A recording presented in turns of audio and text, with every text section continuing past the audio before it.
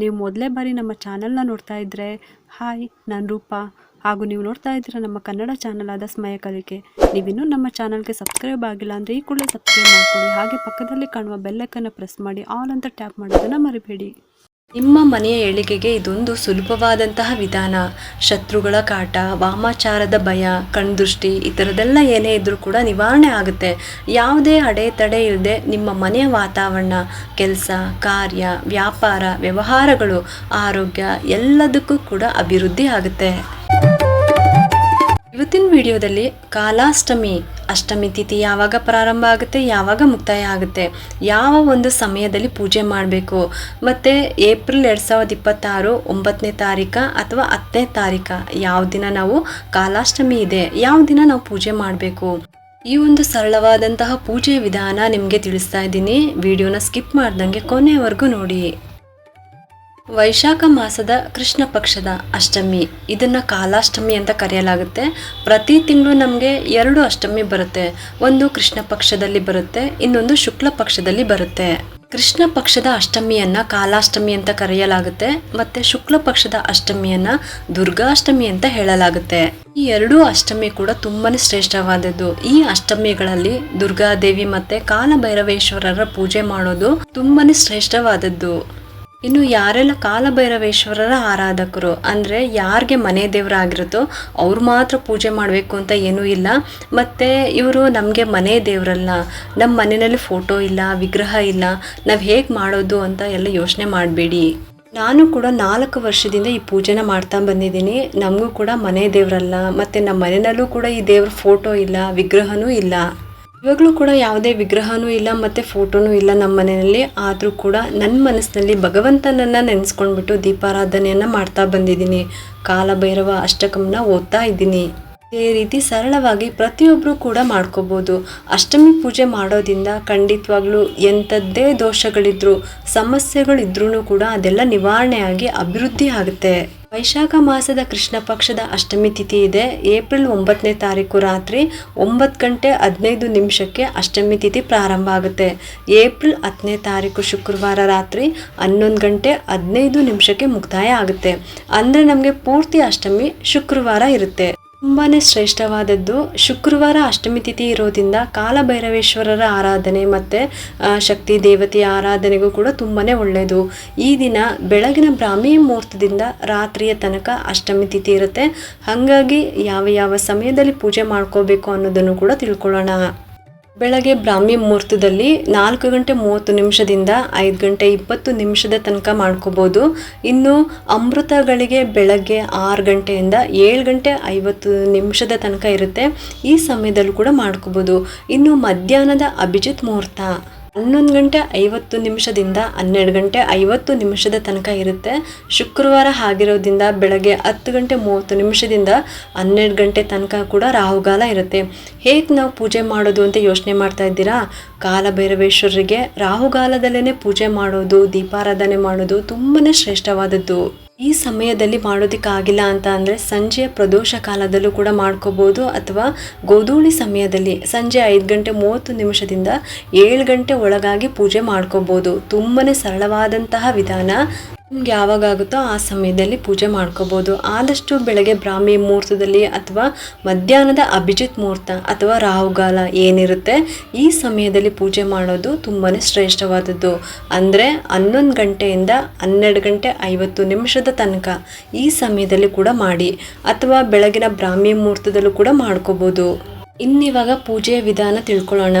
ಈ ದಿನ ಬೆಳಗ್ಗೆ ಬೇಗ ಎದ್ಬಿಟ್ಟು ಮನೆಯೆಲ್ಲ ಗುಡಿಸಿ ಒರೆಸಿ ಕ್ಲೀನ್ ಮಾಡಿಕೊಂಡು ತಲೆ ಸ್ನಾನ ಮಾಡಿಕೊಂಡು ಆ ನಂತರ ಪೂಜೆಗೆ ಸಿದ್ಧತೆನ ಮಾಡ್ಕೊಳ್ಳಿ. ದೇವ್ರ ಮನೆನ ಕ್ಲೀನ್ ಮಾಡ್ಕೋಬೇಕು, ಕಳಶ ಇಡಬೇಕು ಆ ಥರದ್ದೆಲ್ಲ ಏನೂ ಇಲ್ಲ. ನೀವು ದೀಪಗಳನ್ನು ತೊಳ್ಕೊಂಡ್ಬಿಟ್ಟು ಹೊಸ ಬತ್ತಿ ಹಾಕ್ಬಿಟ್ಟು ದೀಪ ಹಚ್ಕೋಬೋದು. ಇನ್ನು ವಿಶೇಷವಾಗಿ ಈ ದಿನ ಬೆಲ್ಲದ ದೀಪಾರಾಧನೆ ಮಾಡಬೇಕು, ಅದೇ ತುಂಬ ವಿಶೇಷ. ಮನೆಯಲ್ಲಿ ದೀಪಾರಾಧನೆ ಮಾಡೋರಾದರೆ ಮಣ್ಣಿನ ದೀಪ, ಬೆಲ್ಲದ ದೀಪ ಅಥವಾ ತೆಂಗಿನಕಾಯಿ ದೀಪ ಇದಿಷ್ಟನ್ನು ನೀವು ಮಾಡ್ಕೋಬೋದು. ಇನ್ನು ಮನೆ ಹೊರಗಡೆ ಹೊಸ್ಲತ್ರ ಬೇಕಾದರೆ ಬೂದ್ಗುಂಬಳಕಾಯಿ ದೀಪನ ನೀವು ಹಚ್ಕೋಬೋದು. ಅದನ್ನು ನೀವು ಯಾವುದೇ ಕಾರಣಕ್ಕೂ ಮನೆ ಒಳಗಡೆ ತರೋಂಗಿಲ್ಲ. ಹೊರಗಡೆನೇ ತಂದುಬಿಟ್ಟು ಅಲ್ಲೇ ನೀವು ಕಟ್ ಮಾಡಿಬಿಟ್ಟು ಅದಕ್ಕೆ ಅರಿಶಿನ ಕುಂಕುಮ ಎಲ್ಲನೂ ಕೂಡ ಹಚ್ಬಿಟ್ಟು ಸಾಸಿವೆ ಎಣ್ಣೆ ಹಾಕ್ಬಿಟ್ಟು ಕೆಂಪು ಬತ್ತಿನ ಇಟ್ಬಿಟ್ಟು ನೀವು ದೀಪ ಹಚ್ಚಬೇಕು. ಹೊಸ್ಲಿಂದ ಹೊರಗಡೆ ಆ ಕಡೆ ಈ ಕಡೆ ಇಟ್ಬಿಟ್ಟು ನೀವು ಈ ದೀಪವನ್ನು ಹಚ್ಚಬೇಕು. ನೀವು ಅಂಗಡಿನಲ್ಲೂ ಕೂಡ ನೀವು ಮಾಡ್ಕೋಬೋದು, ವ್ಯಾಪಾರ ಮಾಡುವಂಥ ಜಾಗದಲ್ಲೂ ಕೂಡ ಮಾಡ್ಬೋದು. ಎಂಥದ್ದೇ ದೃಷ್ಟಿ ದೋಷಗಳಿದ್ದು ನಿವಾರಣೆ ಆಗಿಬಿಡುತ್ತೆ.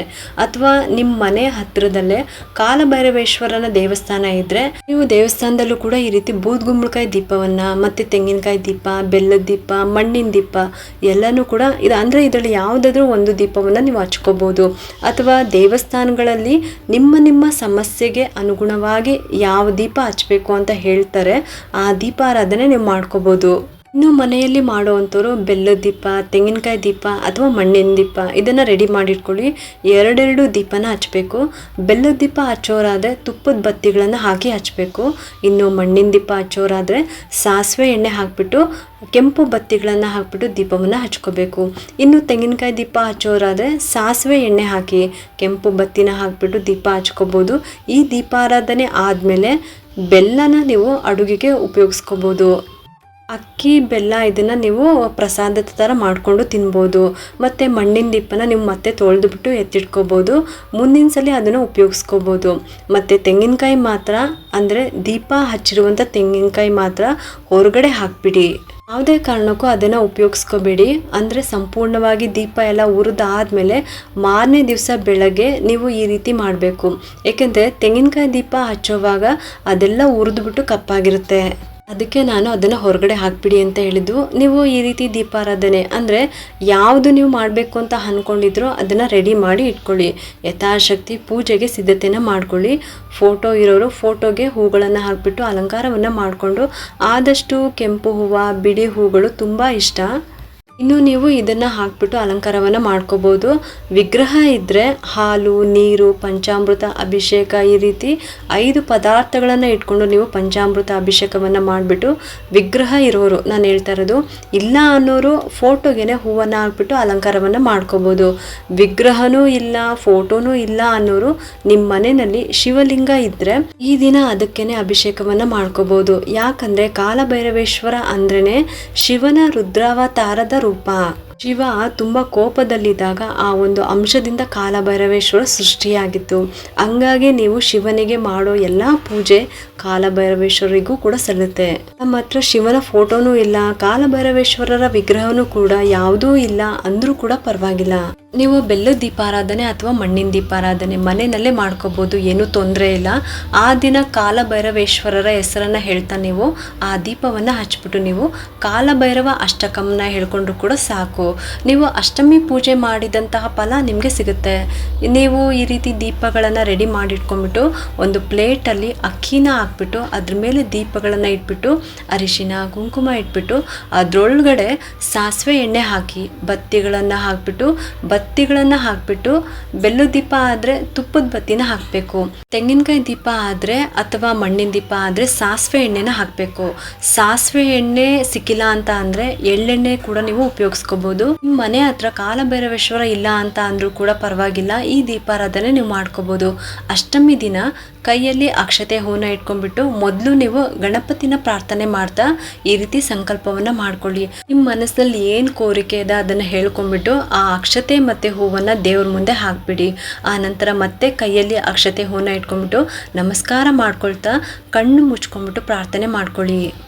ಮೊದಲು ದೇವ್ರ ಹತ್ರ ಅಷ್ಟಮಿ ಪೂಜೆ ಮಾಡೋದಕ್ಕೆ ಮತ್ತು ದೀಪಾರಾಧನೆ ಮಾಡೋದಕ್ಕೆ ನನಗೆ ಅವಕಾಶ ಕೊಟ್ಟಿದ್ದಕ್ಕೆ, ನನ್ನಿಂದ ಈ ಸೇವೆನ ಸ್ವೀಕರಿಸ್ತಾ ಇರೋದಕ್ಕೆ ಧನ್ಯವಾದಗಳು ಅಂತ ಹೇಳಿಬಿಟ್ಟು ಆಮೇಲೆ ನಿಮ್ಮ ಏನೇ ಸಮಸ್ಯೆಗಳಿದ್ರೂ ಅದನ್ನು ಕೂಡ ಹೇಳ್ಕೊಳ್ಳಿ. ಮತ್ತು ಎಷ್ಟು ಅಷ್ಟಮಿ ಪೂಜೆ ಮಾಡ್ತೀರಾ ಅದನ್ನು ಕೂಡ ಪ್ರಾರ್ಥನೆ ಮಾಡ್ಕೊಳ್ಳಿ.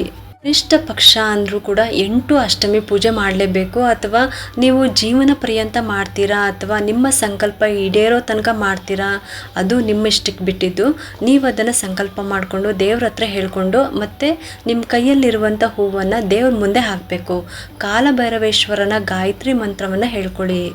ಕಾಲಭೈರವೇಶ್ವರ ಗಾಯತ್ರಿ ಮಂತ್ರವನ್ನು 11 ಸಲ ಹೇಳ್ಕೋಬೇಕು. ಇದಾದಮೇಲೆ ಕಾಲಭೈರವೇಶ್ವರನಿಗೆ ಇಷ್ಟವಾದಂತಹ ನೈವೇದ್ಯ ಉದ್ದಿನ ಬೇಳೆಯಿಂದ ಯಾವುದೇ ಒಂದು ಪದಾರ್ಥ ಆದರೂ ಪರವಾಗಿಲ್ಲ. ಉದ್ದಿನ ವಡೆ ಅಂತೂ ತುಂಬಾ ಇಷ್ಟ, ಅಥವಾ ಸಿಹಿ ಅವಲಕ್ಕಿ, ಸಿಹಿ ಪೊಂಗಲು ಅಥವಾ ಖಾರ ಪೊಂಗಲು, ಇದು ಯಾವುದು ಬೇಕಾದರೂ ನೈವೇದ್ಯಕ್ಕೆ ಇಡ್ಬೋದು. ಹಣ್ಣು ಕಾಯಿ ಇದನ್ನು ಕೂಡ ನೈವೇದ್ಯಕ್ಕೆ ಇಟ್ಬಿಟ್ಟು ಪೂಜೆ ಮಾಡ್ಕೋಬೋದು. ನೈವೇದ್ಯ ಆದಮೇಲೆ ದೀಪಾರಾಧನೆ ಮಾಡಬೇಕು. ಆಮೇಲೆ ಆ ದೀಪವನ್ನು ಹಚ್ಬಿಟ್ಟು ಕಾಲಭೈರವ ಅಷ್ಟಕಂನ ಪಠನೆ ಮಾಡೋದಕ್ಕೆ ಶುರು ಮಾಡಬೇಕು. ನೀವು ಸಂಕಲ್ಪ ಮಾಡಿಕೊಂಡು ಪ್ರತಿ ಅಷ್ಟಮಿಗೂ ಸಂಕಲ್ಪ ಮಾಡಿಕೊಂಡು 8 ಸಲ ಹೇಳ್ತೀನಿ ಅಂತ ಸಂಕಲ್ಪ ಮಾಡಿಕೊಂಡು ಹೇಳ್ಬೋದು, ಅಥವಾ ಒಂದೇ ಒಂದು ಸಲ ಕೂಡ ನೀವು ಹೇಳ್ಕೊಬೋದು. ತುಂಬಾ ಸುಲಭವಾಗಿ ಉಚ್ಚಾರಣೆ ಮಾಡ್ಕೋಬೋದು. ಮಕ್ಕಳು ಓದ್ತಾರಲ್ಲ, ಆ ಒಂದು ಪದ್ಯ ಹೇಳ್ತೀವಲ್ಲ, ಆ ರೀತಿ ಇರುತ್ತೆ. ತುಂಬ ಸುಲಭವಾಗಿ ಉಚ್ಚಾರಣೆ ಮಾಡ್ಕೋಬಹುದು. ಇದಾದ ನಂತರ ನೀವು ಮಹಾಮಂಗಳಾರತಿನ ಮಾಡ್ಕೋಬೇಕು. ಪೂಜೆಯಲ್ಲಿ ಮಂತ್ರದಲ್ಲಿ ಏನಾದರೂ ತಪ್ಪಾಗಿದ್ರೆ ಕ್ಷಮಿಸಪ್ಪ ಅಂತ ಕೇಳ್ಕೊಂಡು ಪ್ರತಿ ಅಷ್ಟಮಿಗೂ ನಮ್ಮಿಂದ ಈ ಥರ ಪ್ರತಿ ಅಷ್ಟಮಿಗೂ ಸೇವೆನ ಸ್ವೀಕರಿಸು. ನಾವು ಮಾಡೋ ಪ್ರತಿಯೊಂದು ಕೆಲಸದಲ್ಲೂ ಕೂಡ ಇರುವಂಥ ಕಷ್ಟಗಳನ್ನು ನಿವಾರಣೆ ಮಾಡಿ ಸದಾ ನಮ್ಮ ಜೊತೆಯಲ್ಲಿ ಇರುವಂಥ ಪ್ರಾರ್ಥನೆ ಮಾಡಿಕೊಂಡು ನಮಸ್ಕಾರ ಮಾಡ್ಕೋಬೇಕು. ಉಪವಾಸ ಮಾಡಬೇಕು ಅಂತ ಏನೂ ಇಲ್ಲ, ಆದರೆ ಬೆಳಗ್ಗೆ ಪೂಜೆ ಮಾಡಿದರೂ ಕೂಡ ಆ ಒಂದು ದಿನ ಮಾತ್ರ ನೀವು ಮನೆಯಲ್ಲಿ ನಾನ್ ವೆಜ್ಜನ್ನು ಮಾಡಬೇಡಿ, ನೀವು ಕೂಡ ತಿನ್ನಬೇಡಿ. ತುಂಬಾ ಸರಳವಾದಂತಹ ಆಚರಣೆ. ಕಾಲಭೈರವೇಶ್ವರನ ಮೂಲ ಸ್ಥಾನ ಕಾಶಿ. ಕಾಶಿಕಾಪುರಾದಿನಾಥ ಕಾಲಭೈರವಾಷ್ಟಕಂ ಅಂತ ಹೇಳ್ತೀವಲ್ವಾ. ಭಗವಂತ ನೋಡೋದಿಕ್ಕೆ ಎಷ್ಟೇ ಉಗ್ರಹ ರೂಪದಲ್ಲಿದ್ದರೂ ಕೂಡ ನಮ್ಮ ಸಮಸ್ಯೆಗಳನ್ನು, ನಮ್ಮ ಕಷ್ಟಗಳನ್ನು ಅಷ್ಟೇ ಬೇಗ ನಿವಾರಣೆ ಮಾಡ್ತಾರೆ. ನಂಬಿಕೆಯಿಂದ, ಶ್ರದ್ಧಾ ಭಕ್ತಿಯಿಂದ ಅಷ್ಟಮಿ ಪೂಜೆನ ಮಾಡಿ ಎಲ್ರಿಗೂ ಕೂಡ ಒಳ್ಳೆಯದೇ ಆಗುತ್ತೆ ಅಂತ ಹೇಳ್ತಾ ಈ ವಿಡಿಯೋನ ಮುಗಿಸ್ತಾ ಇದ್ದೀನಿ. ಈ ಒಂದು ಉಪಯುಕ್ತ ಮಾಹಿತಿ ನಿಮ್ಗೆ ಇಷ್ಟ ಆಗಿದೆ ಅಂತ ನಾನು ಭಾವಿಸ್ತಾ ಈ ವಿಡಿಯೋನ ಮುಗಿಸ್ತಾ ಇದ್ದೀನಿ. ಈ ವಿಡಿಯೋ ಏನಾದರೂ ನಿಮ್ಗೆ ಇಷ್ಟ ಆಗಿದ್ರೆ ಒಂದು ಲೈಕ್ ಮಾಡಿ, ಶೇರ್ ಮಾಡಿ ಮತ್ತು ಸಬ್ಸ್ಕ್ರೈಬ್ ಮಾಡಲು ಮರಿಬೇಡಿ. ಯಾಕಂದರೆ ನೀವು ಮಾಡೋ ಒಂದು ಸಬ್ಸ್ಕ್ರೈಬಿಂದ ನಮ್ಮಂತಹ ಸಣ್ಣ ಸಣ್ಣ ಚಾನಲ್ಸ್ಗೆ ಒಂದು ಸಪೋರ್ಟ್ ಮಾಡ್ದಂಗೆ ಆಗುತ್ತೆ. ಮತ್ತೆ ಸಿಗ್ತೀನಿ ಮುಂದಿನ ಹೊಸ ವಿಡಿಯೋದೊಂದಿಗೆ ಅಂತ ಹೇಳ್ತಾ ಈ ವಿಡಿಯೋನ ಮುಗಿಸ್ತಾ ಇದ್ದೀನಿ. ಸರ್ವೇ ಜನ ಸುಖಿನೋ ಭವಂತು.